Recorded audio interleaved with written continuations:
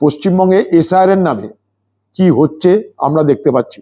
একদিকে নির্বাচন কমিশন, আরেকদিকে রাজ্যের পুলিশ প্রশাসন, এই দুয়ের সাঁড়াশি আক্রমণে একদিকে কেন্দ্রের নির্বাচন কমিশন, আরেকদিকে রাজ্যের প্রশাসন, তৃণমূলের শাসন, এই দুয়ের সাঁড়াশি আক্রমণে বাংলার সাধারণ ভোটারদের নাভিশ্বাস উঠছে।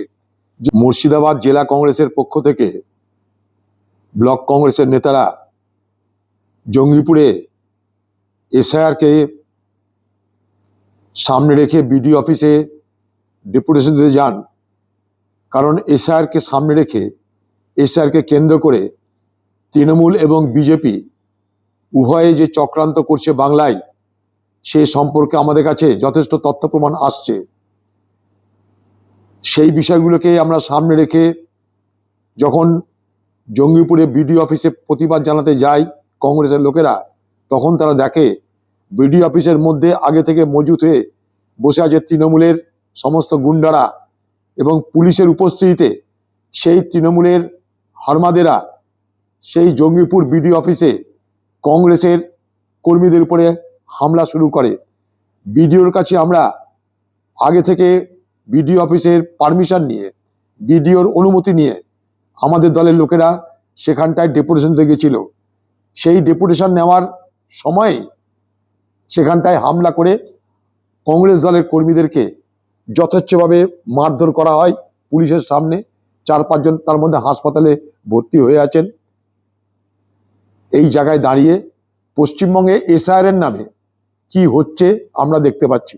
একদিকে নির্বাচন কমিশন, আরেকদিকে রাজ্যের পুলিশ প্রশাসন, এই দুয়ের সাঁড়াশি আক্রমণে একদিকে কেন্দ্রের নির্বাচন কমিশন, আরেকদিকে রাজ্যের প্রশাসন, তৃণমূলের শাসন, এই দুয়ের সাঁড়াশি আক্রমণে বাংলার সাধারণ ভোটারদের নাভিশ্বাস উঠছে।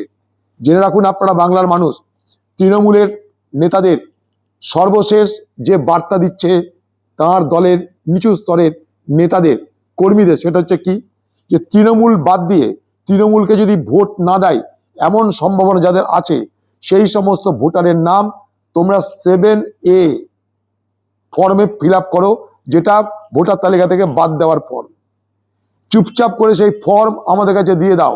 নেতারা আদেশ দিয়ে দিয়েছেন প্রত্যেকটা বুথে বুথে যারা তৃণমূলকে ভোট দেবে না, সেই রকম ভোটার যারা কংগ্রেসি ভোটার বিশেষ করে, তাদের নামের তালিকা চেয়েছে তৃণমূলের নেতারা 7 নম্বর ফর্মে তাদেরকে বাদ দেওয়ার ব্যবস্থা করার জন্য।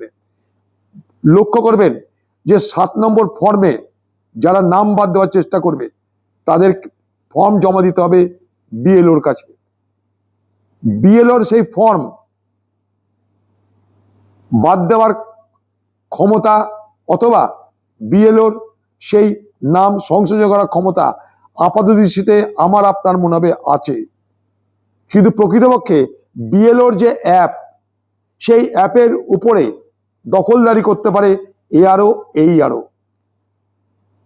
তৃণমূলের নেতারা সেই সুযোগ নিয়ে কোন একটা বিএলওর কাছে 7 ফর্মে আপনার ভোটার হিসেবে নাম বাতিল করবার দরখাস্ত করলো বটে, কিন্তু সেই বিএলওর অজান্তে এআরও, এইআরওকে দিয়ে সেই ভোটারটাকে 7 ফর্মের দৌলতে বাদ দিয়ে দেওয়ার ব্যবস্থা করছে। পশ্চিমবঙ্গে 300 থেকে 350 এআরও, এইআরও আছে। তারা সরাসরি তৃণমূল সরকারের বড় বড় দপ্তরের কর্মচারী, অফিসার। তাদেরকে দিয়ে তৃণমূল পার্টি এই বাংলায় আরেকটা খেলা শুরু করেছে, যেটা বৈধ ভোটারদের নামের তালিকা থেকে তাদের নাম বাদ দিয়ে তৃণমূল এখন থেকে ভোটের বাক্সে তার চৌর্যবৃত্তি শুরু করে দিল।